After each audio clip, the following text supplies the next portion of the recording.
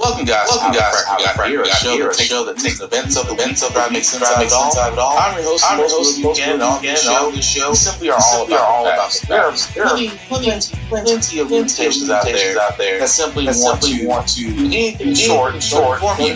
Hear how the Frack We Got Here. That's all we believe. We go to the left, to the right, to the right, independence. We go to all sides because there's more than one side of the story to everything. And you need to know it all. Or that your own opinion, and that's what we try to do. Thanks for listening. And hold on. It'll be fun. On Chicago, though? Well, we're going in. I didn't say when. We're going in. When you lose, look, I have an obligation. This isn't a political thing. I have an obligation. When we lose, when 20 people are killed over the last 2.5 weeks, and 75 are shot with bullets. So let me tell you a little story about a place called D.C., District of Columbia, right here where we are. It's now a safe zone. If the governor of Illinois would call me up, I would love to do it. Now, we're going to do it anyway. We have the right to do it because I have an obligation to protect this country. And that includes Baltimore. I saw where Governor Moore was asking me to take a walk down the street of Baltimore. Well, Baltimore is a very unsafe place. It's rated number 4 in the city, one of the most unsafe places anywhere in the world. But, you know, we took care. This was a beautiful thing that happened in Washington because we showed. Imagine, if you will, if you thought DC was bad, if you thought Taco invading California was bad, now he's trying to take his Gestapo world tour to Chicago. Not just Chicago, but another place too. But anyway, welcome to How the Frack We Got Here. I'm your host, Will Buchanan. Today's date, September the 4th, 2025. Do not adjust your calendars. We are coming to you on a late Thursday evening. Why? Mother Nature decided to knock us out on Wednesday night, so I apologize for the delay. But hey, we're live and we're here, so let's get to it. We do pride ourselves on being a news podcast. We do cite from most reputable sources with award-winning journalism. We do not do sensational news like Fox News, The Blaze, wherever your extreme left or extreme right views. We simply do not do that. At the same time, guys, we do try to maintain a sense of professionalism, but sometimes words do fly. At the same time, there may be things that might be shown that might be too intense for younger viewers, so viewer discretion is advised. Sorry from that welcome. But yes, we start off with Taco again taking his Gestapo/National Guard U.S. tour from D.C. to now Chicago. But not just that, he also may go to Baltimore. I wish I could make this up. So we're making a determination now. Do we go to Chicago or do we go to a place like New Orleans where we have a great governor, Jeff Landry, who wants us to come in and straighten out a very nice section of this country that's become quite tough, quite bad. So we're going to be going to maybe Louisiana, and you have New Orleans, which has a crime problem. We'll straighten that out in about 2 weeks. It'll take us 2 weeks, easier than DC. See, it amazes me the level of BS that Taco can just go to at a moment's notice. And I apologize. I know I said Baltimore, but he was talking about New Orleans in that clip. But at the same time, he did also mention Baltimore. He also mentioned, think about it, Chicago, Baltimore, and now Louisiana, specifically New Orleans. And yet he is trying his hardest. Ladies and gentlemen, this is an occupation straight from a certain, let's just be honest, it's from a Nazi playbook. It's all it is. That's why I have no problem saying that Taco might as well be a Nazi. He's following the playbook to a freaking T because he didn't clean up Washington, D.C. If anything, he harassed the people there. In the last podcast, we talked about that Washington, D.C.'s crime rates, similar to Chicago's, are also lower, very much lower. So much lower, in fact, that there really isn't a reason to go after him. But because Chicago did have 58 people shot over Labor Day weekend, he's using this, as most Republicans do, whenever it comes to gun control. They always go back to Chicago. Oh, look at Chicago, the strictest gun laws in the nation, and yet violence is up because criminals don't follow laws.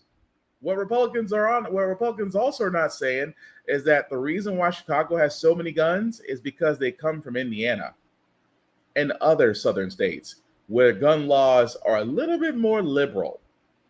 That's the thing that Republicans will never say, that the guns in Chicago always come from areas in lower states where the laws are not as strict. So again, criminals don't follow the law, which again, that's one of those things they love to say, that criminals don't follow the law. Okay, then again, a criminal did not do the last mass shooting. It was someone who was disturbed, and yet if more legislation was involved, they would have not had access to firearms. In the same sense that a disturbed individual decided to shoot up a church and kill children, had access to firearms. Do you see where I'm getting at? Is they always say criminals, but at the same time, the greatest tragedies and crimes that have happened were by people who were obviously disturbed, but had access to firearms. But they love using Chicago as their lightning rod, their straw man argument. Chicago has the strictest gun laws, and yet their violence is up highest, not realizing that violence in Chicago has actually dropped 17% in the last couple of years, dropped 17%. And yes, the Illinois governor, J.B. Pritzker, should be concerned. And why should he be concerned, you ask? Because why else would he choose September to literally and figuratively invade Chicago? Well, it's because it's Mexican Independence Day. Because Chicago has Mexican Independence Day events during that month. So it is amazing to me that Taco would choose September to invade, and I say invade and occupy Chicago, because he tried to invade and occupy Los Angeles, which we'll have a story on that in a minute.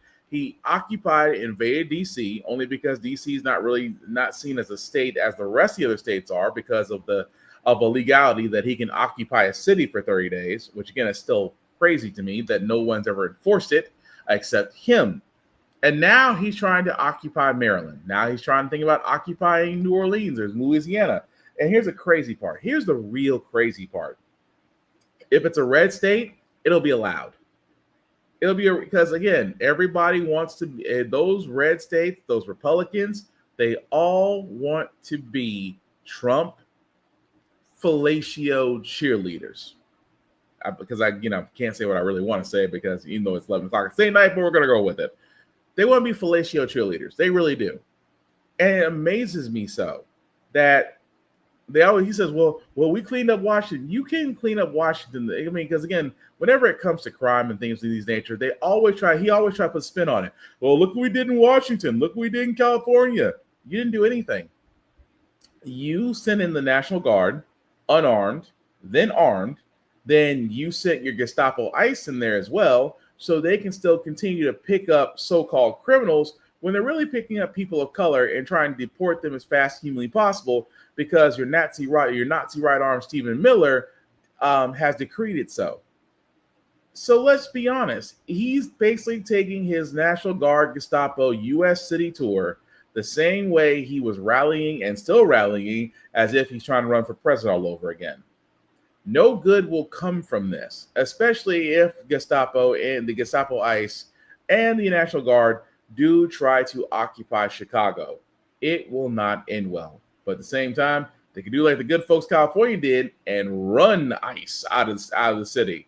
That was a beautiful thing to watch. But the only reason why I think that might have a little bit of halting is because a judge finally ruled what we already knew, that it was a legal use of Taco to use the National Guard to invade California, and a California judge ruled on it. Well, Morgan, earlier today, a federal judge in California ruled that Trump's takeover of Los Angeles was illegal. Now, this past June, you may remember, the president deployed 4,000 National Guard troops and 700 Marines to L.A. after thousands of people took to the streets to protest the president's immigration policies. Well, meanwhile, people have also flooded the streets in Chicago. This happened yesterday. This was all in an effort to stop Trump from expanding his federal law enforcement surge to the Windy City. NBC News Chief White House correspondent Peter Alexander joins us now from his post following all of this. So first, let's talk about this ruling out of California. Now, what does it mean? Does it have any implications for what's to come?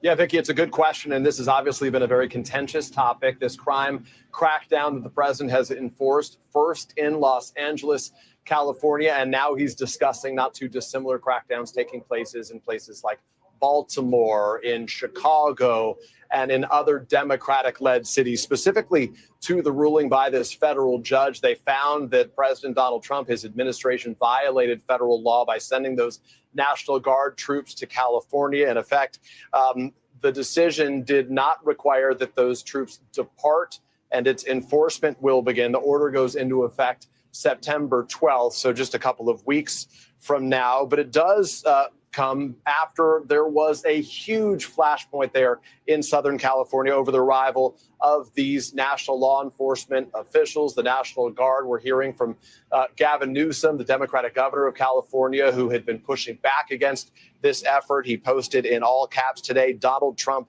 loses again." So this gives you some sense of where the courts are on this at the moment, but certainly it's something that needs to play out further. And it's something that's going to continue to remain a flashpoint as the president considers other cities and states where he wants to do similar efforts.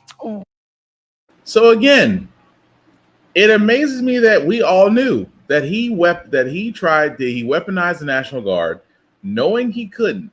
But again, because he has a majority and the GOP is going to do everything that their golden calf wants to do, and Taco really does believe that he's making a difference. So yes, I am glad that California is put in the picture. I'm glad that Gavin Newsom is finally doing what really should have been done.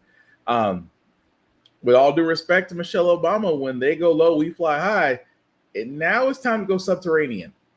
It is. You can't beat. I said the only way you beat a bully, honestly, is to basically punch him in the mouth. And that's what the governor's doing. I'll give him credit for that. And people are actually starting to do that. But you can also fight not just using hands, using legal as well. Because, yeah, Trump knows all about Trump knows all about court. He spends the majority of his life in court being sued or trying to sue somebody else.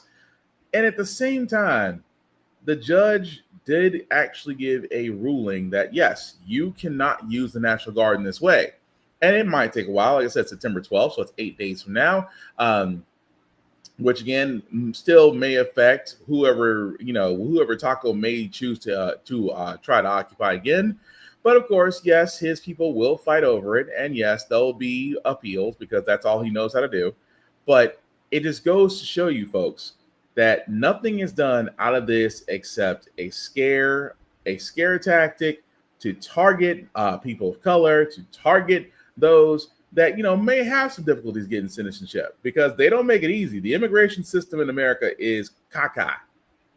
And they have no obligation to fix it. Let me stress that again. The immigration system in the U.S. is caca. And they have outside the Democrats with the DREAM Act, there has been no action on the Republican side. And I say it all the time. Republicans do not want immigration unless it's to basically line the pockets of their lobbyists. Hence why farmers are crying, oh, we can't get our crops. We don't have enough help because ICE is picking them up. But now you want to bring them back in with certain visas like green cards. So again, shouldn't be surprised that this is what Taco's trying to pull. But at the same time, proud that, he is being held to a standard. The fact that you do have those out there that are trying to resist and protest things of that nature. Here's what I say. Sometimes the best way to get people's attention is to affect their bottom line.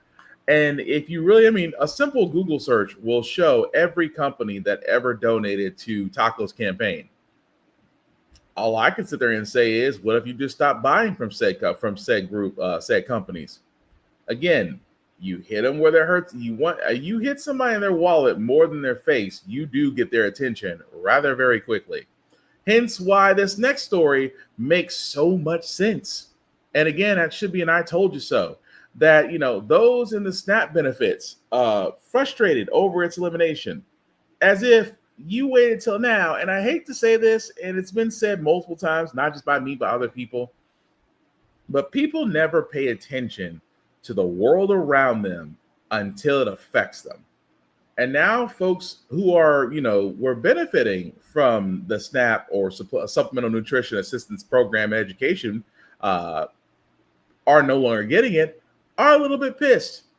Because again, it's the start, because that stupid, big, beautiful bill that Taco and his people were talking about is going to be great, didn't realize that inside that bill, which again starts, will affect SNAP on October 1st, will not only start limiting who can get benefits, but will remove people who have been benefiting from SNAP, who've been getting food stamps, cash vouchers, things of that nature. All of that, there's going to be at least 1 million people that are going to get kicked off of that. And those are the same people right now who are not happy. But it's amazing. They're saying, well, how am I going to do this? How am I going to do that? It's never ceased to amaze me that when we try to, it's like myself and others out there in the news world who do our best to turn around and inform you and saying, hey, if we allow this SOB to push forward through this bill, people who get SNAP benefits, Medicare, Medicaid, you are all going to be kicked off one by one. And it's amazing to me how many times we've said it. As a collective group, we've all said this. We've all tried to throw out the warning like, hey, if they push this through, and I've said it here. I've actually said it here on the show multiple times. It is political career suicide on the Republicans' part because they know this bill is caca. This bill only supports the rich and the 1%. Everybody else will be screwed. And it's amazing to me. That's why now they're trying to do gerrymandering and redistricting for the midterms, because somehow they were like, oh, crap, people don't like us. And they don't like the fact that they're going to lose their benefits. They're not going to like the fact that they lose their food stamps, their vouchers. They're not going to like any of this. I thought we were in the clear. And now the gerrymandering starts. We have to shore up our Republican majorities because we can't lose the House and the Senate next year, which, again, if Democrats get the shit together, could actually pull off and make the last 2 years of Taco's administration very difficult. But at the same time, I have sat there and said, people don't pay attention until it affects them. You can shout it from the rooftops, but until they get a letter that's saying you no longer get SNAP benefits, until they get a letter that's saying your cash vouchers have been taken away from you because we've determined you are an able-bodied person to work. Imagine telling anybody from 50 to 75 years old, because they're pushing the age for retirement back. They're pushing the age of retirement up. And you imagine you are 50 plus years old. You should be looking forward to retirement within the next year, within the next couple of years or decade. And now you have to work. Not because of the fact that your Social Security, which you've been paying into, has now pushed the retirement age up. Now your 401k, which was looking great because Wall Street had a field day, is not looking good. And, you may have some physical ailments or you even might be disabled. And now you might get a letter that turns around and says, oh, we determine you're able-bodied, you can work. So therefore, the benefits that you're enjoying will no longer be granted to you.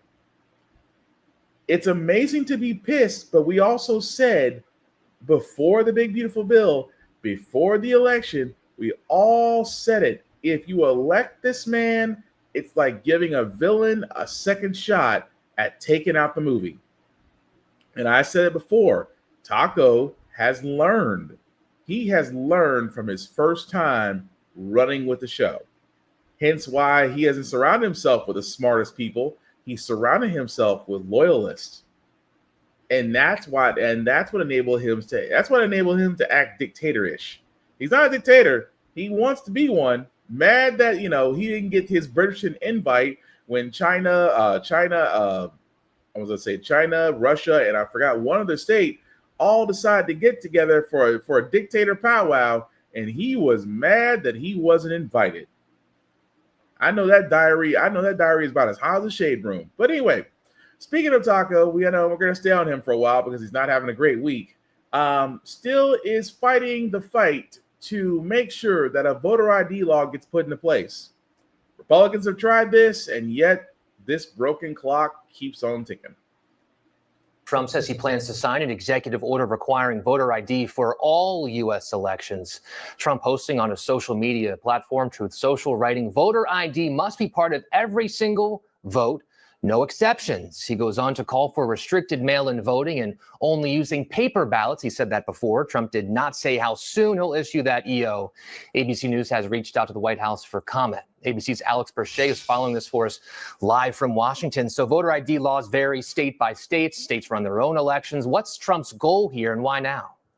Oh, well, Perry, his goal is a little uncertain at this point. But look, I mean, this is a line that he's really kind of repeated over and over, especially the last few weeks. The president saying that essentially he wants to enact the voter ID laws nationwide, and also he wants to get rid of mail-in ballot voting. What's interesting about this, mail-in ballots are something that became really popular after that COVID election of 2020. And if you look at how they've kind of ballooned, they comprise about 43% of the turnout in 2020, and there are a number of states, primarily along the West Coast, that relied on them heavily for the 2024 presidential election. But one of the things that the president has been critiqued on as he's talked about getting rid of mail-in ballots is that this is a direct response to some of those Democratic-controlled states like California, where Governor Gavin Newsom has called for a special election to counteract some of the redistricting that's being done in Texas, with redistricting there in California.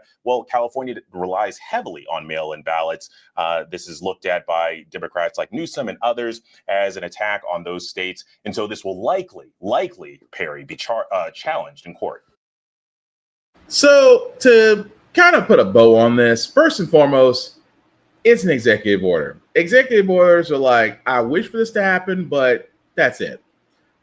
The voter ID law, which again, this has always been the GOP, because you know why? The GOP believes that illegal immigrants vote. They will tout this lie. Illegal immigrants have influenced elections. How? Because yes, voting ID laws can vary by state to state. This is true. But every state has this one requirement to basically vote in an election.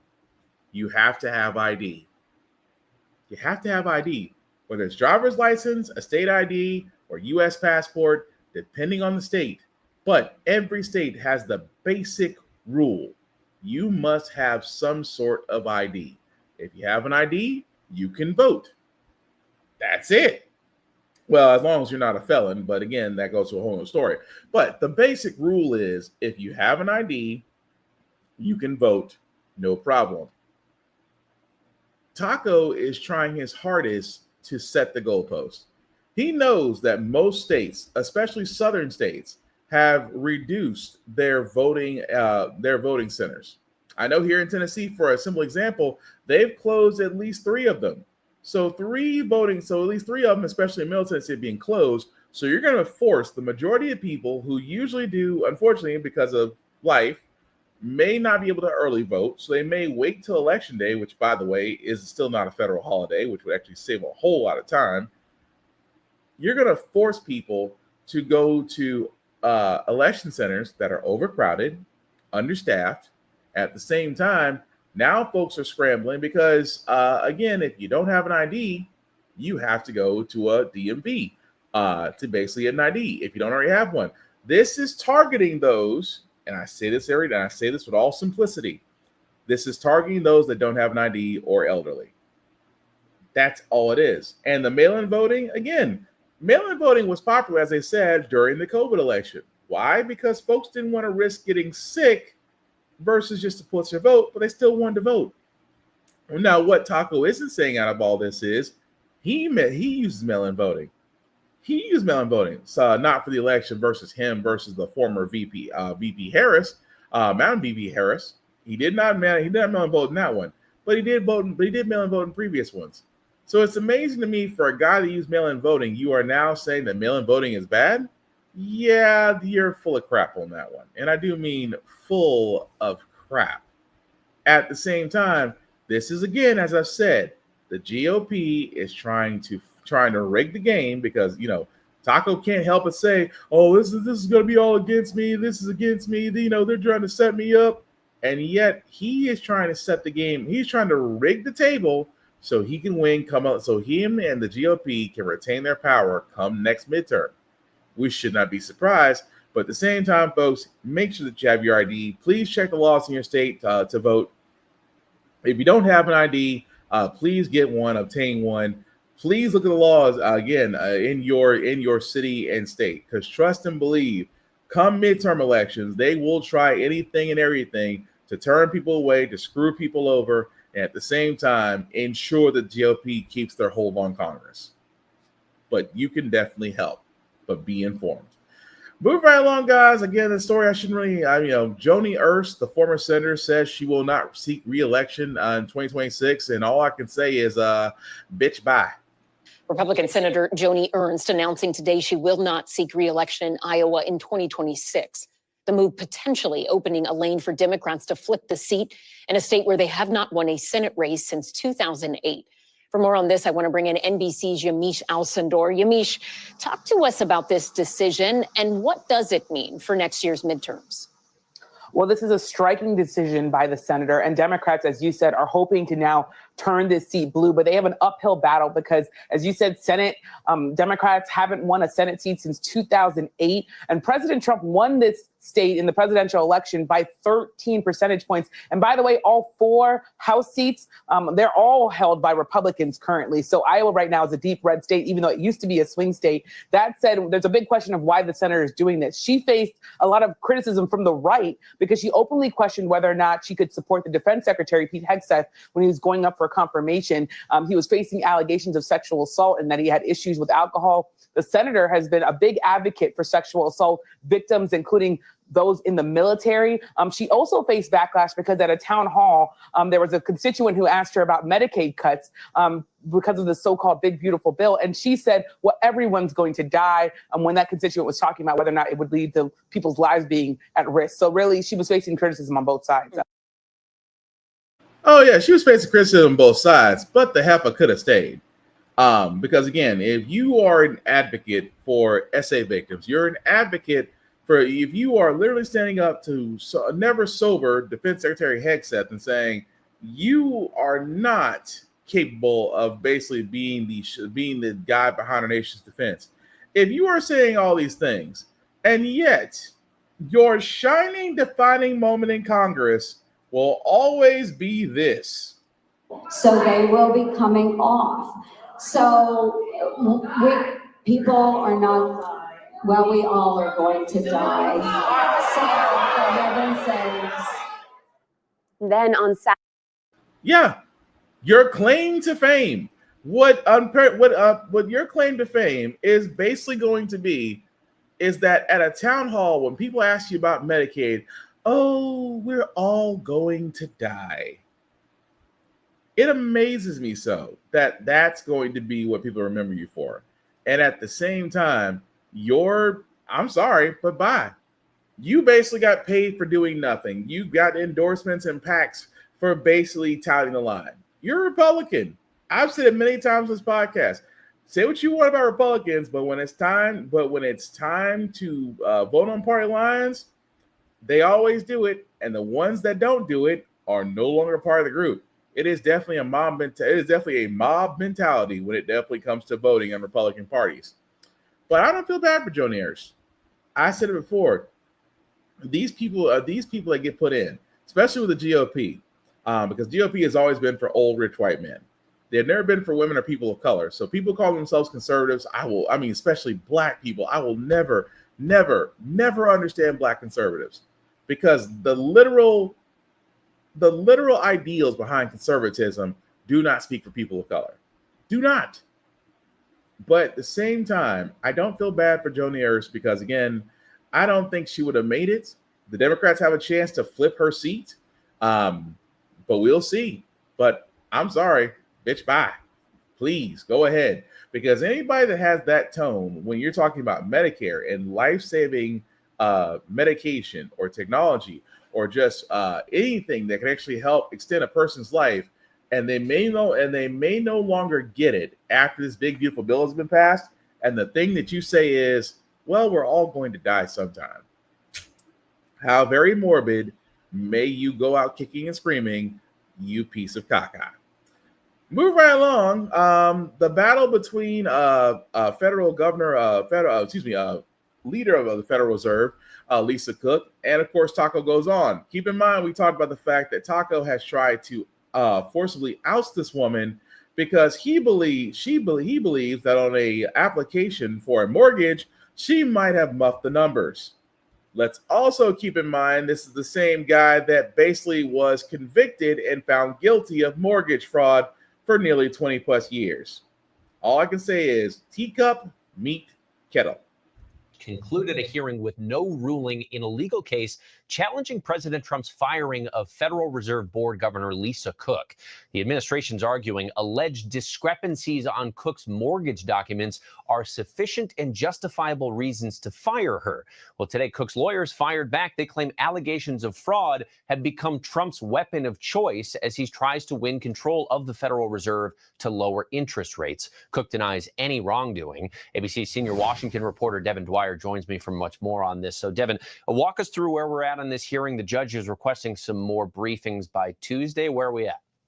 Yeah, Trevor, the judge today, the first time this dispute has landed in a federal court, declined to issue a temporary restraining order keeping Governor Cook in office. That said, she does want more information next week.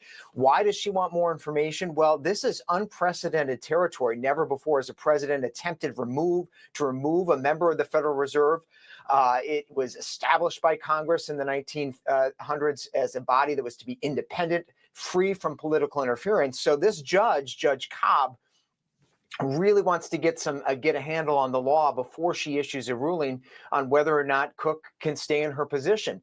The government today argued that the president has unfettered ability to remove people from the Fed. She, of course, disputes that and the grounds on which the president is using to remove her. But we'll have to see probably sometime next week what the judge has to say, Trevor. And that's pretty much it. They're trying their hardest. I'm gonna put it this way. Taco, just say you don't like black women. I mean, a black woman did convict you of mortgage fraud. A black woman was about to get your ass for the election interference in Georgia.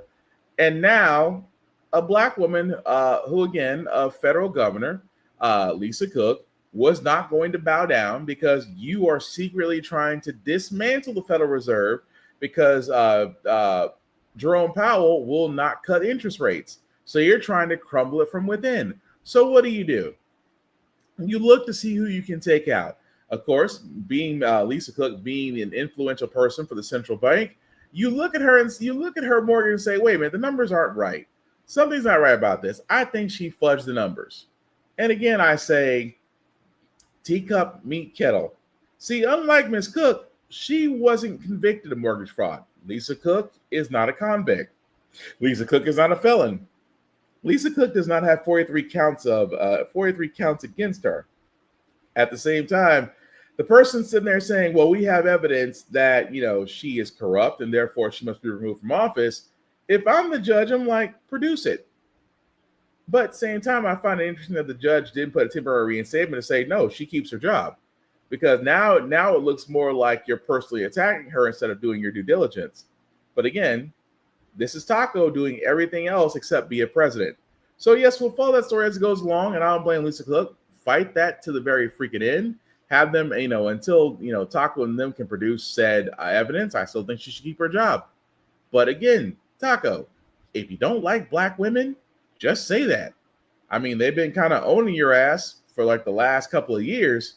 But if you hate black women, just say it, because we already know how you feel about black people, except Kanye. But apparently Kanye is not black anymore. But I digress.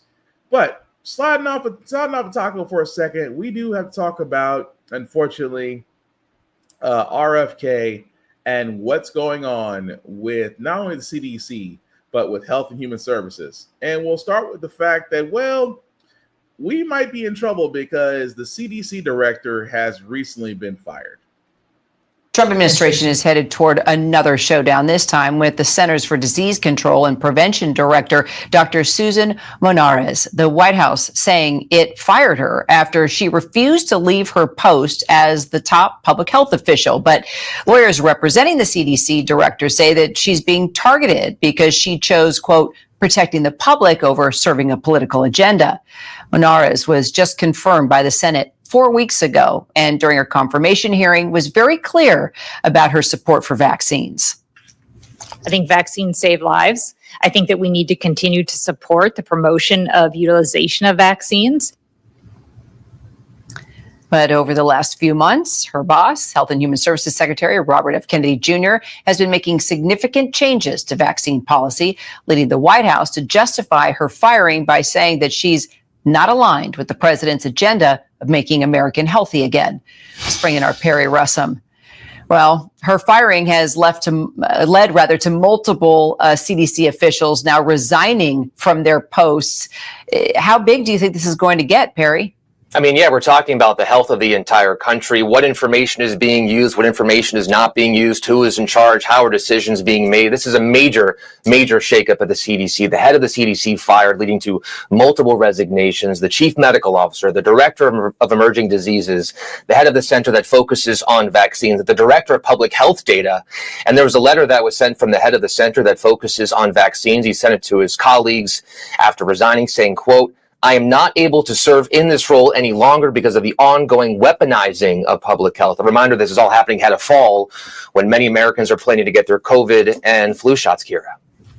So Health and Human Services Secretary Robert F. Kennedy Jr. actually did speak earlier about the CDC's issues that are happening right now. Let's take a listen. What I will say is, President Trump has very, very ambitious hopes for CDC right now. CDC has problems.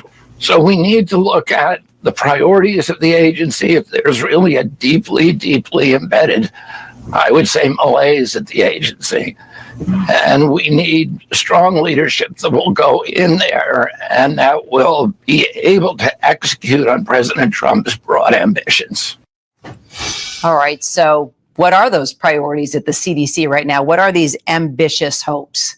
Well, right now, the focus appears to be on vaccines because over at the FDA, they have approved the new COVID-19 vaccine for fall, but at the same time, narrowing guidelines on who is now approved to get it. So with these new guidelines, it's anybody over the age of 65, then younger adults and children with underlying medical conditions. So that's really important here. Underlying medical conditions for younger adults and children. But that's not really clear what it means for anybody else, Kira. Well, this is now the second administration official refusing to resign from their. Yes, the second, because the head of the CDC, Dr. Susan Monares, I apologize if I destroyed your last name. She was literally the line in the sand because the reason why, because let's talk about for a second what.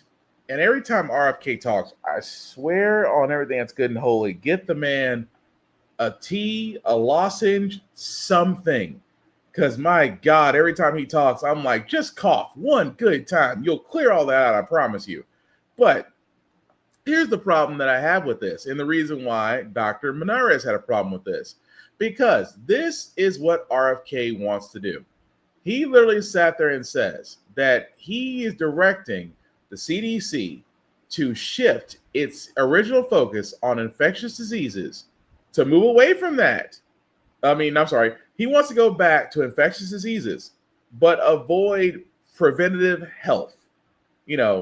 Like programs that are focused on chronic diseases like diabetes, heart disease, things of that nature. He wants them to move away from that.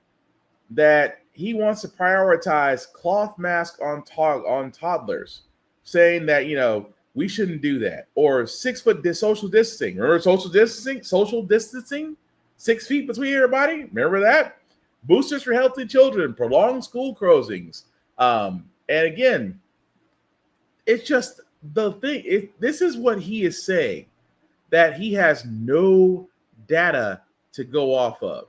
And even during a hearing, They sat there and asked him. Well, where do you get this from?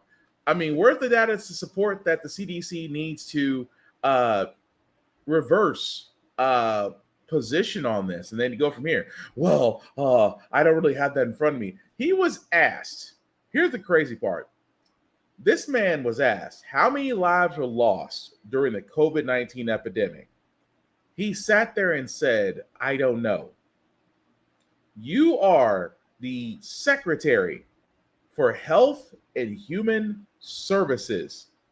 This literally falls in your wheelhouse of things you should know. And he told the committee that was basically grilling him, oh, I don't know. I don't have the data in front of me. Of all the freaking people, I mean, he's already tried to gut the committee for vaccinations. He's already gutted that community, and now putting in his conspiracy theorists and nut jobs. And yes, I'm going to call him conspiracy theorists, nut jobs. His RFK is conspiracy theorist. He has turned around and has literally tried to send. He's already fired over 1,000 former Health and Human Services employees. You have basically forced out the one person in the CDC who sat there and said, hell no, we are not going by this mandate. At the same time, we're supposed to trust him. I don't trust anybody that has leeches on the brain or decides to invade whale carcasses and take them home or drop off carcasses and bears in Central Park. I'm sorry. Trusting RFK with your health is like trusting Ray Charles to give you a shave. And no offense to Ray Charles. He's a talented musician, but I really wouldn't trust that man with a razor and tell him to give me a shave. That's all I'm saying. But here's also the crazy part, that not only we can't sit there and say this is all RFK. Florida has now entered the chat because their Surgeon General wants to remove all vaccine mandates in the state. I cannot stress this enough. The newly appointed Florida Surgeon General wants to remove all vaccine mandates. And here's his crazy ass reasoning. The battle lines over vaccines tonight drawn along state borders. Florida now planning to eliminate all vaccine mandates, even for schools, although shots will still be available.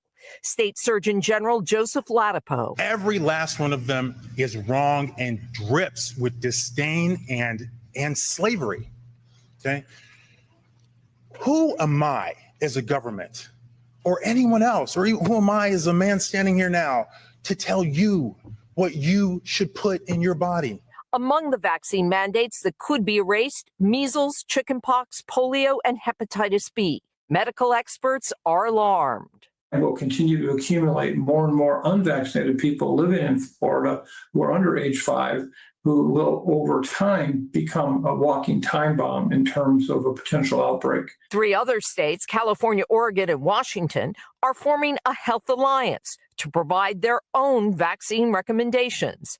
Citing the recent firings of experts at the CDC, they say the agency has become a political tool that increasingly peddles ideology instead of science. The Department of Health and Human Services rejecting that claim, saying policy will be based on rigorous evidence. Now even Republicans on Capitol Hill doubt if HHS Secretary Robert F. Kennedy Jr. can rebuild trust. There's just been too much chaos. It's a goat rodeo over there. We'll hear from Secretary Kennedy tomorrow when he goes before a Senate committee. And that was what I was talking about earlier, to where, again, he couldn't answer a simple question like how many lives were lost during the COVID epidemic. But yes, imagine that guy. And I hate to say it, Dr. Joseph Ladapo. And I'm sorry, let me show this again because we really need to see this guy. That guy, Dr. Joseph Ladapo, the Florida State Surgeon General, is the guy saying, we're going to remove all vaccine mandates. Here's my thing. Number one, that's effing scary. Number two, there is a reason why we have vaccinations. And that's what could end. measles, chickenpox, polio, hepatitis B. Here's the problem with all those. They could all make freaking comebacks. They could all make freaking comebacks. You guys remember in Texas, they had a small measles outbreak in Texas because you had idiotic parents. And yes, I will say idiotic parents. And I mean by idiotic parents is idiotic parents who believe that their children should not receive all these shots and vaccines and things of that nature, and saying that, well, why do they need all this stuff? Well, I don't know, because we've had outbreaks of measles, chickenpox, polio, hepatitis B, and everything else under the sun. Maybe that's the reason why our children need so many vaccines. Maybe we don't want another epidemic again. And yet, in freaking Florida, the Hold My Beer competition holds strong, because now you're going to have, as the physician was saying, you're going to have walking time bombs. But I can see the people. But here's why I can hear the people who are literally anti-vaxxers. But wait a minute, isn't vaccine supposed to prevent this? Why is my child being unvaccinated such a problem? Because you're introducing a new strain into an environment that was not ready for it. It's like literally sending in a grenade in a room full of people that don't recognize it's a grenade until it's too late. That's what could happen. But it's amazing to me when the guy says, it's your body given to you by God. Who am I to sit there and tell you what to do with it? Dude, that's so not what you're going for. If you want to be a preacher, go to church. You, sir, supposedly are a physician. You are always supposed to be on the Hippocratic oath of do no harm. Protect your patients. But you're going to sit there, again, from a state that questions everything. You being a doctor who has seen science and studied the medical arts and has done residencies and labs and clinicals and all the above, you've probably seen it all, or you may not see it all, or you may be a fake ass doctor. We're not really sure right now. But the fact that you are sitting there saying the reason why we should not do vaccine mandates is because who am I to tell you what to put in your body? This is how I know what's going to wind up happening in Florida is going to be massive outbreaks. I can only hope that the good parents in Florida still get their children vaccinated. But what that guy said as a physician is not only wildly dangerous, but I question him being the Florida Surgeon General and turn around sitting there and saying the vaccine mandate should be thrown out. I'm just saying. Also, what should be looked at, guys, is the fact that conflict of interest. And what I mean by conflict of interest is that Taco's family is still making money and this man is in office, especially in the world of crypto. The Trump family is worth about $5 billion more today after launching a new cryptocurrency venture. Public disclosure, so President Trump's family members hold 22.5 billion tokens of World Liberty Financial, which opened trading yesterday. Now, the windfall is raising ethical concerns. ABC's Elizabeth Schulze joins me for more on that. Hi, Elizabeth. So what more can you tell us about the Trump stake in this crypto token and how much they stand to profit? Hi, Dan. Okay, so we're talking about this $5 billion windfall. That is at least on paper. And that's because of the amount of tokens that basically the Trump family has locked in of this digital currency. So just think about a digital currency like Bitcoin, World Liberty Financial, this digital token, kind of like that, but it's part of this broader cryptocurrency venture that the Trump family launched really just weeks before the election. We had seen that on the website for this venture, President Trump and his sons were listed as founding members. Since then, Trump is listed as no longer serving because he is president now as a founding member. But the reality is that they are locked into a lot of these tokens, which as they increase in value, that would increase the value that the Trumps get back. They can't take it out. They can't sell it yet because of the arrangement around this venture, but they are worth a lot more. And as you say, this does raise questions when it comes to conflict of interest and the overall dealings of this president when it comes to business in the White House and his own family's net worth.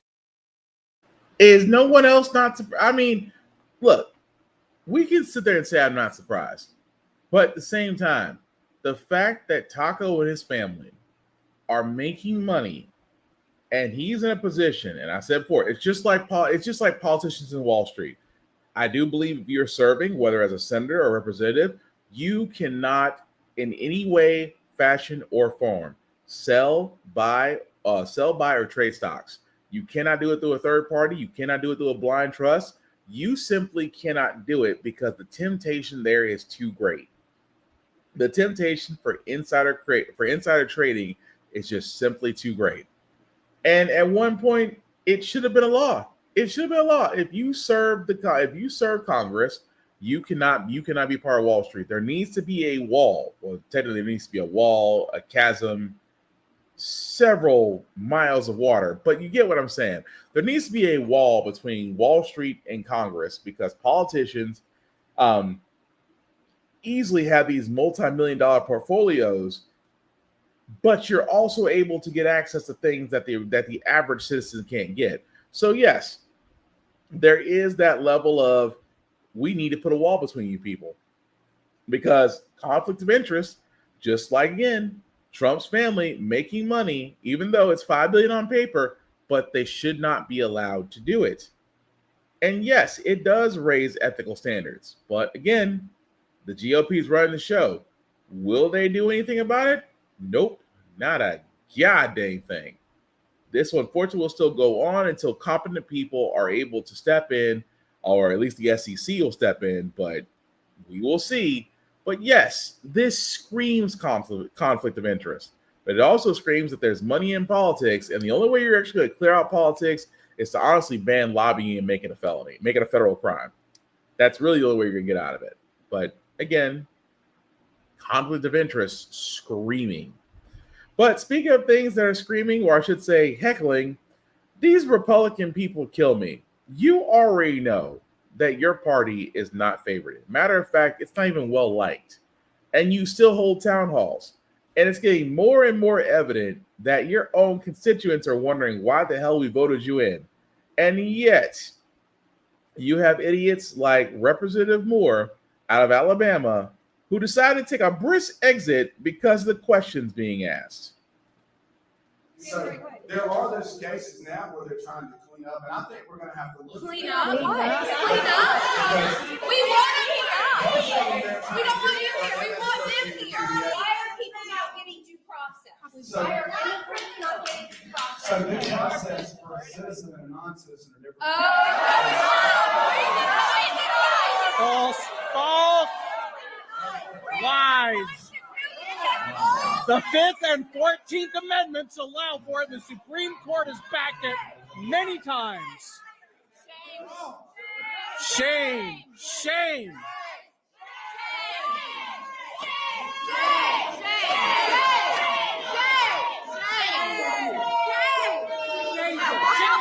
Bye, Felicia.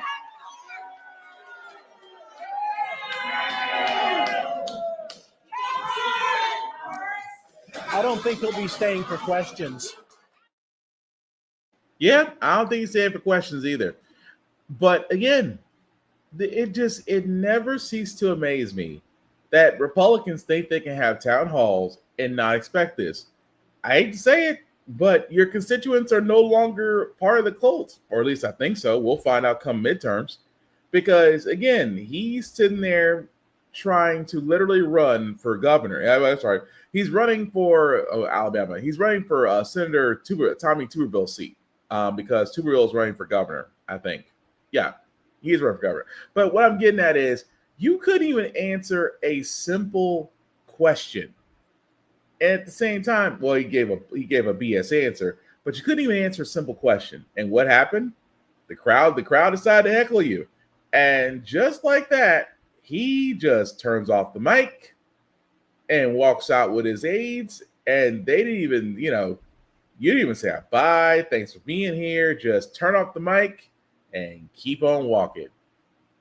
It amazes me so, guys, that Republicans still try to have this. They try to have a town hall, but folks want answers. Why are you bowing down? Why are you bowing down to Taco? Why are you giving into everything he wants? We voted you in so you could clean up the mess, not contribute to it.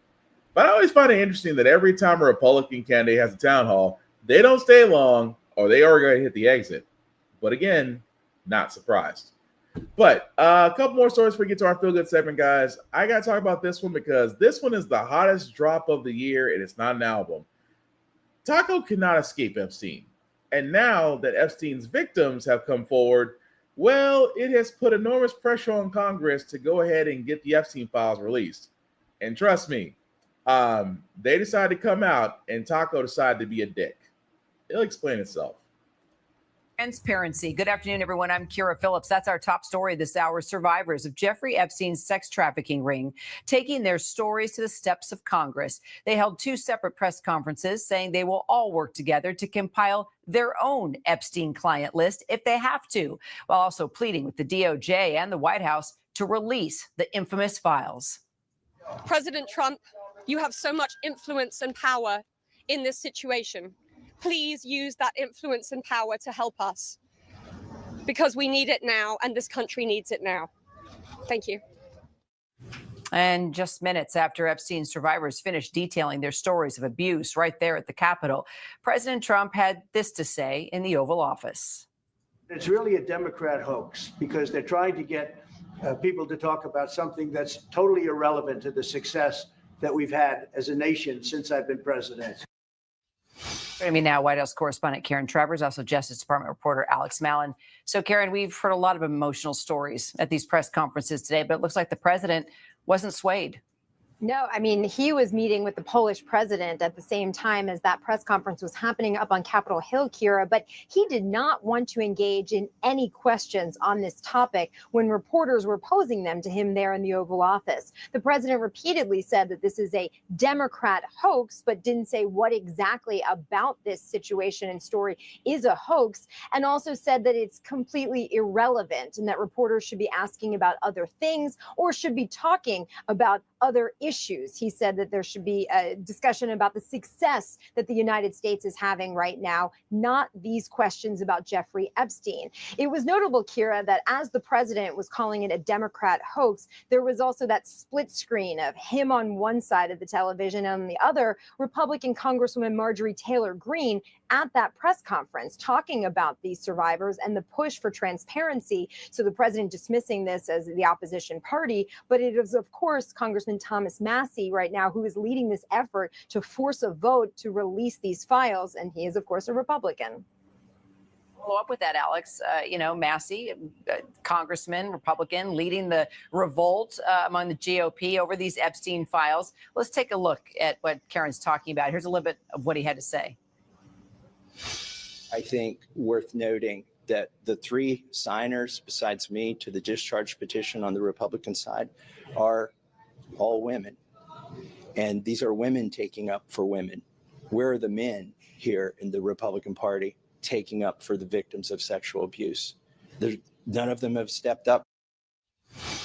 None of them have stepped up, he says. So do you think Massie's pressure campaign is working on any of his fellow Republicans, Alex? Well, based on his comments, I don't think he sounds very optimistic. Again, now this is called a discharge petition. What Massie needs is for all 212 Democrats to support it, as well as a handful of Republicans to get to 218. And he just does not seem to have that number at his side at this point. This is obviously facing stiff resistance from House Speaker Mike Johnson, who is vehemently opposed to bringing this bill to the floor. And again, even if it were brought to the floor, it would have 7 days, and then it would need to go past the Senate, and also it would end up on President Trump's desk. And the question is whether he would ever, sign something that would direct his Justice Department to release internal files that they typically would never share that type of information publicly with Congress. So you're seeing this back and forth. It's unclear whether this pressure campaign is going to continue to ramp up. We've heard from these victims today. This, I think, was really about getting them their chance to have a voice in this process, because as of this point, they have been largely shut out of it. We've heard, from 3 separate federal judges when the Justice Department went to try and unseal many Epstein-related files. They excoriated the Justice Department for, in their words, not involving the victims in any way in that process. And as you may recall, Deputy Attorney General Todd Blanche did sit down with Ghislaine Maxwell. There's no record I'm aware of any Justice Department officials in this building sitting down with any of those victims who we heard on Capitol Hill today, Kira. So what's crazy about this, right? That these are former victims of Epstein that came forward saying that, hey, we want these files released. We want justice. We actually are, we're speaking out as former victims. And also what also wasn't said in there is that Trump said F-16 fighter just to fly over, which again was cowardly, kind of a bitch move actually. But it's amazing that these survivors are coming forward trying to give their stories, and they're all saying the same thing. We want these files released, or we'll compile our own client list. And that's where it gets juicy, because Taco cannot escape Epstein. He can, I don't know, it's a hoax. There's nothing to this. You can keep calling it a hoax, doesn't mean that it's not real. It's almost like he's trying to say, if I keep saying hoax, if I keep repeating it, it eventually has to come true. No, Taco, it doesn't. There's pictures of you and Epstein. You wrote letters to Epstein. You obviously must have, your name appears in the files. Just a month ago, your AG Pam Bondi was like, the files are on my desk, and then the files didn't exist, and then the files actually did exist, and then, she's still holding on to the files that didn't exist beforehand, but says, oh, by the way, Taco, your name appears in the files. And again, it amazes me with these Epstein files that are being treated, they're being treated like the golden Fort Knox right now. Oh, we can't release this. Why? And just like Representative Massey did, which I still believe a Republican is trying to push forward this, along with Ro Khanna on the Democratic side, and they are trying to push forward to bring this to a vote. And like Massey said, all women have stepped up and spoke out against this. Where are the men? Well, Mr. Massey knows the answer to that question as well as we all do. The men aren't going to speak up, because we've seen what happens when you speak up in a mob. You become a rat. And we all know what they do with rats. Not to say that Representative Massey is a rat, but he'll be seen as pariah. You went against the grain. You went against our golden calf. And now you may not be here. You may not be here come midterms. At the same time, the same doggone time, where are the Republicans, are the men staying forward? Because if you're expecting Speaker of the House Mike Johnson to do anything, you might as well let that go. That man is, his lips are literally attached to Taco's buttocks. That's not going away anytime soon. I do not expect Lindsey Graham or any of those other men on the GOP to step forward. It's amazing that Marjorie Taylor Greene, of all people, I did not have that on my bingo card, standing up and saying that these files need to be released. I keep expecting her to change her tune every day they have a talk with her. But it's the Republicans. The Republicans, and that's why Massey and Connor are trying to force us to a vote. If they force to a vote, then they have no choice. But here's also the rub, though. Two rubs. One rub is, if this does get on Taco's desk, he will obviously veto it. And then it goes back to Congress. Congress will need 2/3 majority vote, and we'll have to force a signature by Taco to get this done. And there's also the second part. His AG Pam Bondi. She runs the Department of Justice. She is the most incompetent AG this side of William Barr and Jeff Sessions. I guarantee above all else, in the snowball's chance, they get the vote. And the really close to snowball chance passing a son if they get it to pass. And if somehow, some way, Taco vetoes it and they get an overwhelming 2/3 majority vote, and he has no choice but to sign, expect Bondi to drag her effing feet. Expect her to slow walk the Department of Justice on this, which is why I'm hoping that those former victims, I am hoping they come with a client list on their own. Well, Clinton's on that list. And what? Because Clinton's a Democrat, I'm supposed to, maybe we shouldn't do it because it's self-mutual assured destruction. No. Everybody that partied with Epstein that is on that client list should be exposed. Whether they're Democrats, Republicans, independents, celebrities, whatever. You went to that man's island and probably did some questionable stuff.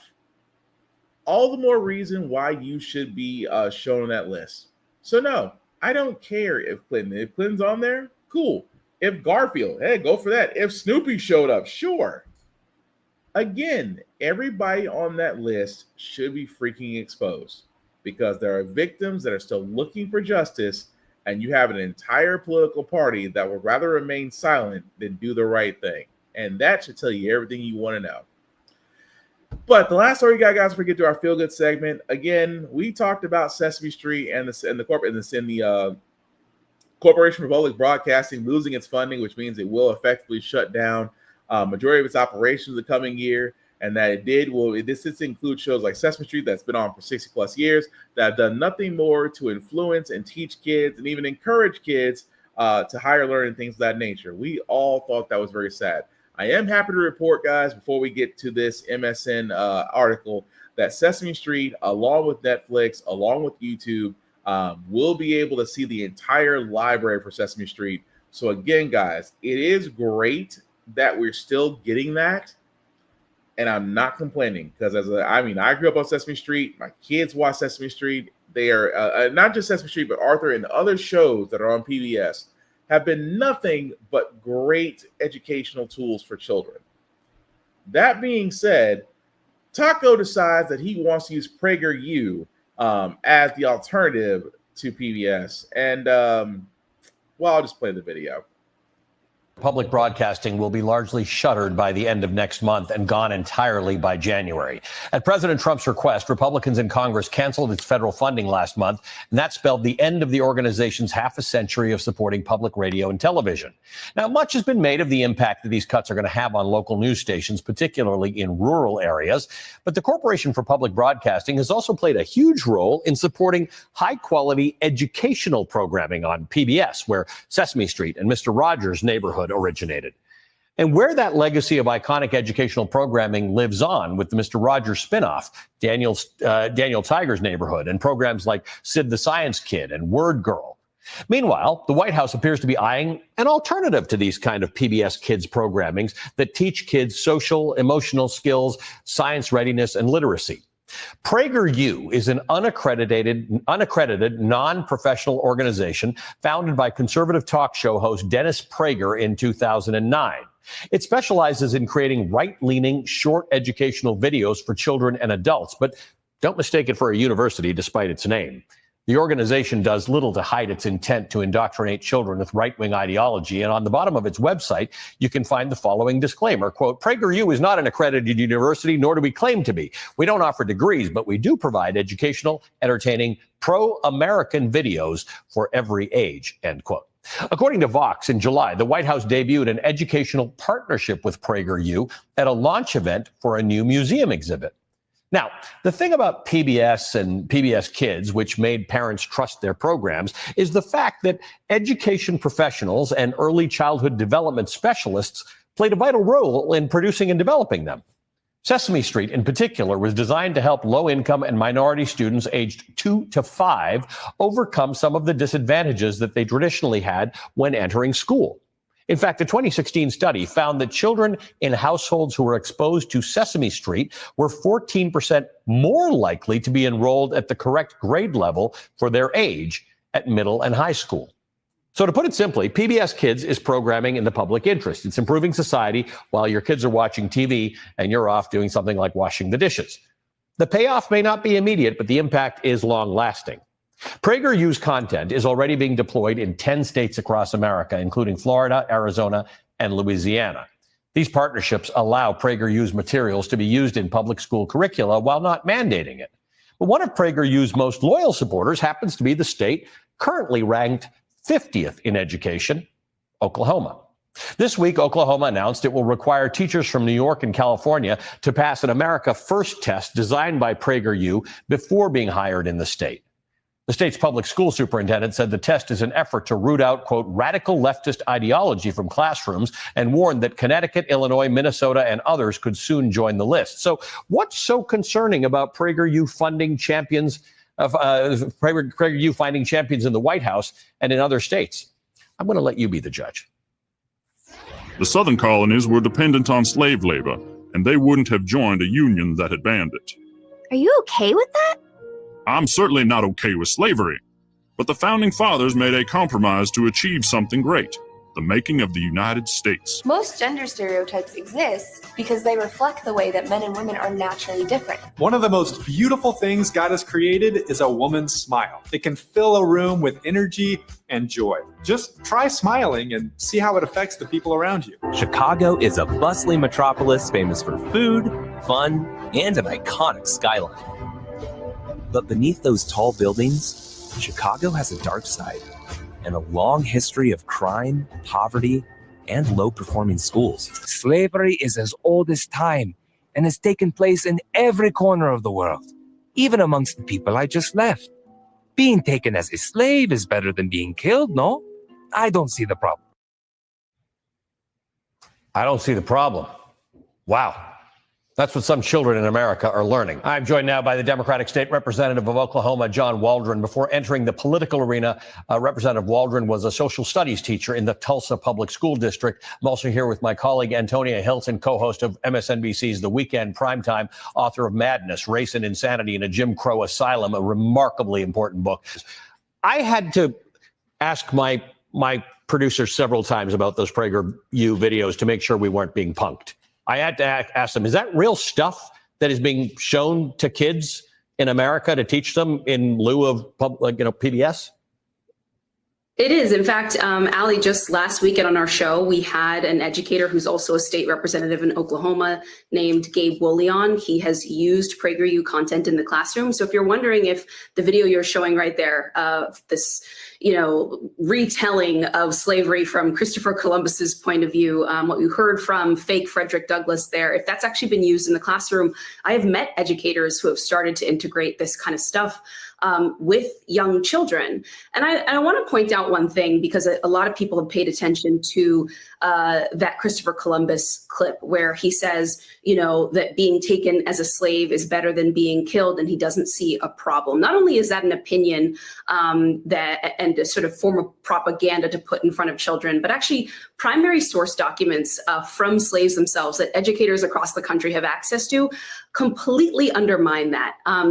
People who were enslaved spoke very often about the fact that they were willing to put their lives at risk, willing to die in order to escape plantations in the South. Frederick Douglass, in fact, attempted multiple escapes, and he famously got engaged in a physical altercation with a notorious slave breaker who was trying to dominate and harm him. And fighting back when you are an enslaved person is something that, again, they knew could end their lives. Yep. And so it's actually not just a little wrong. It is really insidious. And I say that as a journalist who's covered this, that simply the facts, the records, primary and secondary source documents that we've had access to for many years in this country go against so much of the programming that is getting in front of children. When I've spoken to educators about why they would use this, they say, well, it's about alternative perspectives, or, some of the documents we have are liberal perspectives, and this is a conservative one. But it's really not that. There's the truth, there's the reality of what slavery represented to the United States. And then there seems to be this major push that's been gaining steam for years now to recast the entire American story, to resist feeling guilt about what happened and what was a central part of our founding. And it's really alarming for the educators who are being pushed to use this stuff, for the parents who are finding out their kids are exposed to it.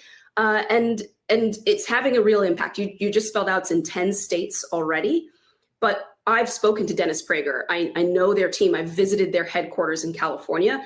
They have a 50-state strategy. Yeah. Oklahoma's got real issues in terms of education. I mean, it's not that people. I'm just going to leave it right there, just because, again, that was, and I talk about PragerU. This isn't the first time we talk about PragerU on the show. That's scary. Alternative education.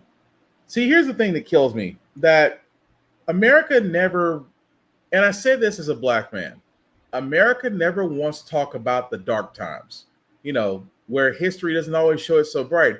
It always never ceases to amaze me that when it comes to, it's almost an air of white nationalism or white supremacy that, you know, white people never did anything wrong. They came to America.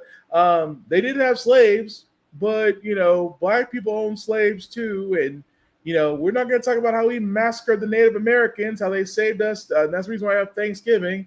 Or, you know, the Trail of Tears, we basically took their land and forced them away from the reservations. We're not going to talk about the fact that we've incarcerated Japanese Americans in the internment camps, our own soil. Or just recently, we're going to try to forget the fact that we had multiple children from immigrant families sitting in ICE detention centers like cattle. It is amazing to me that America never wants to talk about the dark times, but you know what they always want to talk about? That we pulled ourselves from our bootstraps, that every decision we made was the right one, and we led the world as being the #1 nation. That's nationalism. That's supremacy. And that is something that simply cannot be taught to children. Because again, you begin the entire cycle of racism, bigotry, and just overall Nazi mentality all over again. And that's what PragerU is doing. They're trying to make white people not feel bad about history. But I'm sorry, your ancestors did do a lot of shit. And you know how you stop that? You know, and you honestly know how you stop the cycle? You have to acknowledge that it happened and teach cultural sensitivity and teach what happened during the civil rights era. Teach what happened during periods of slavery. How most black people do not see July 4th as a holiday. We see Juneteenth as a holiday, because even by the 4th of July, there were still some black people that were still kept as slaves. That literally the U.S. Constitution was not written for black people until the civil rights movement, because a black person was still seen as 3/5 of a human being. The so-called founding fathers were all slave owners. And it amazes me so that when we talk about history, we don't talk about it in the same sense that every other country talks about their history. And that's the reason, outside of many other things, why we have a problem in this country. That education has always been a vital part of it. And the moment that they start introducing, you take away Sesame Street and give us watered down propaganda BS, and it's now starting to be used in schools. And that's the scary part. That the first thing they're trying to do with the next generation is indoctrinate them. And that's what PragerU is. That is BS propaganda dressed up as indoctrination 101. Again, we should all be very aware. But we're going to move on to our Feel Good segment, because usually on How the Frack We Got Here, we usually cover a lot of things that are doom and gloom. Sometimes make you lose your faith in humanity. But hey, it's Thursday. I know, weird. We're about to go into Friday, so the weekend's coming up. Thank you, God. We want to leave you guys out some good news and some good vibrations, and hopefully this next story will do just that, of an Army cadet and his father saving someone from a burning car. I know, sounds like a movie, but it actually happened. This morning, the heart-stopping moment. A man is pulled from a car moments before it burst into flames. Larry, come on. West Point cadet Larry Pickett Jr. and his father rescuing the driver, all caught on camera. The 20-year-old sophomore was returning from dinner Saturday night with his family in New York City when they came across the crash scene. We came upon a downed power line. We saw to the left that there was a car that had crashed on the side of the road. Within seconds, Larry, along with his dad, springing into action. We saw that there was a gentleman in there that needed our help. You can see one of the downed power lines as the men carried the driver across the road to safety. Moments later, the car bursting into flames. You hear it? That's the tires popping. Without thinking, we just reacted and when it helped as best as we could. I'm just grateful that we got him out, honestly. Look, we got the fire in there. You're a hero, sir. Larry, who plays safety for the Army, says it's all kind of a blur. It happened so fast, but just going back to what my family's taught me, and just being here at West Point, and them instilling different values in us, like selfless service and the willingness to serve, seeing somebody who needed help and just reacting. And thanks to that quick reaction, the man who crashed his vehicle didn't suffer any major injuries. Now, West Point says they are proud of Cadet Pickett's heroic actions, and they say that Cadet Pickett, he plans to join the infantry once he graduates there from West Point. But gosh, this young man is the epitome of selfless service. Yeah. Of course, one of the Army values.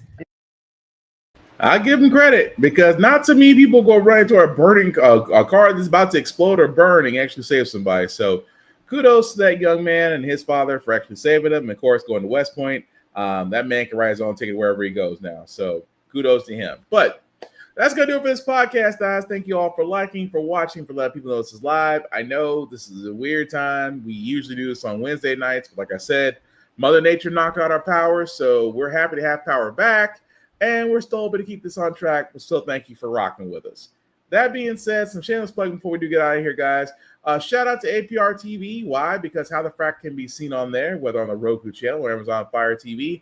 Definitely check them out, as it can all be streamed from any smart device. But definitely check out APR TV. Also, BlurStation.com. Another streaming service, guys, that is for us and by us and deserves not only our viewership, but our patronage as well. Definitely check them out. They have movie, television, and other things coming up down the pipe, especially more news as announcement will follow. But for now, go to BlurStation.com, hit the join now button. It's $10.99 a month to stream Blur Station. Trust me, you will not be disappointed. Also, run for office. You guys have heard me say this multiple times, but again, this is how the people did it beforehand. The Moms for Liberty, the crazy ones, even the Tea Party. I know, a name that has been said in a while. They all went through this process. If you do feel the call to serve, whether it's local or national, use runforoffice.com, as it will take you through all the process of hopefully getting your name on the ballot. You're running for office and hopefully you winning. Because as I said, guys, we all have to be more active because, again, with the midterms coming up, the GOP is doing everything they can to ensure that they keep their strongholds on the Senate and the House. However, Democrats, if you get your stuff together, you could have a blue wave and make the last 2 years of Taco's presidency problematic, but we will see. As for myself, guys, definitely do follow How the Frack We Got Here on all socials: YouTube, Facebook, Twitch, TikTok, all that good stuff. Like, share, and subscribe. I cannot stress this enough. None of this cannot be done without your assistance. And if you feel need to donate, hey, donate. I'm not going to knock you for it. At the same time, guys, you can also follow me, Black_Spartan615 on the socials. I do love to talk to people. Just don't make it weird. I don't want to start blocking folks. At the same time, guys, I know with everything that's going on right now, don't doom scroll. Go outside. Enjoy nature. It's actually not as hot as it used to be, which means that winter is coming. Thank you, because I am definitely not a summer person. But go outside. Go do something that makes you laugh. Go do something that makes you feel good. Go do something to just enjoy some peace and protect your peace once you get it. Also, check on your people. Text or phone call, or even pull up. Either way, let them know that you care. At the same time, guys, again, with all this going on, get ready for voting. If you haven't already got your ID, get your ID.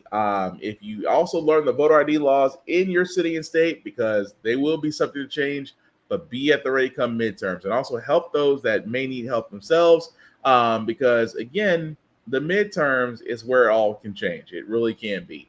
But again, it depends upon you. At the same time, guys, as we wrap this up about How the Frack We Got Here, it's all about staying informed. We are not trying to reinvent the wheel, guys. We are simply giving you all the information, allow you to make up your own mind. But we do provide a positive perspective, but it goes along with it. We do better in society once we're informed. We're progressive. We move forward. We try to right the wrongs of our past, making decisions now that we should have done back then. Like electing our first black woman to the Supreme Court, electing our first black woman to be the federal Board of Governors, electing our first black woman, and maybe one day that they may be called Madam President. All great things. We don't learn from history. We are doing to repeat, and that's what we keep asking ourselves. Why does everything go up at our paycheck? Why are we like different politicians with the same old game in Congress? And most importantly, how the Frack got here. Thank you all for watching, guys. Please take care of yourselves and each other, and I promise we will all get through this. Thanks for watching and still rocking with us, guys. Have a good night. Peace.